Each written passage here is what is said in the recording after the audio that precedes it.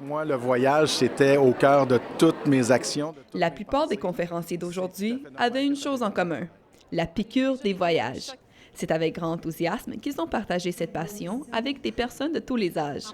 Ces personnes étaient là pour poser des questions et s'inscrire aux différents programmes qui facilitent leur plan de voyage.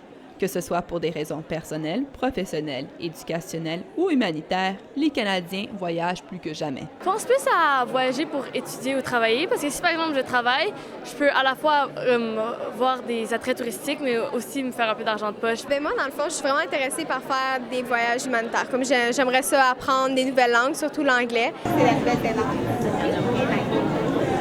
Les expériences à l'étranger auraient souvent un impact profond sur la vie des voyageurs.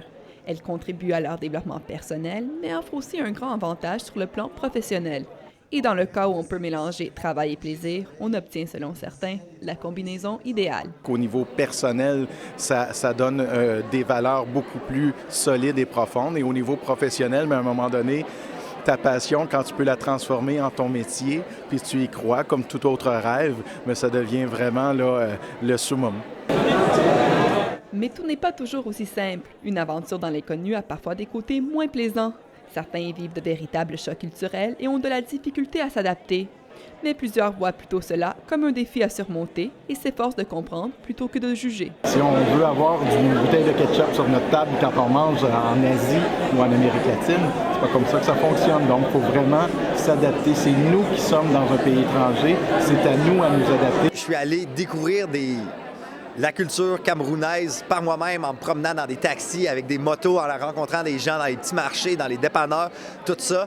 Et ce contact-là humain, un à un, a fait en sorte qu'il n'y avait plus cette distance entre ma culture puis leur culture. L'esprit est comme un parachute.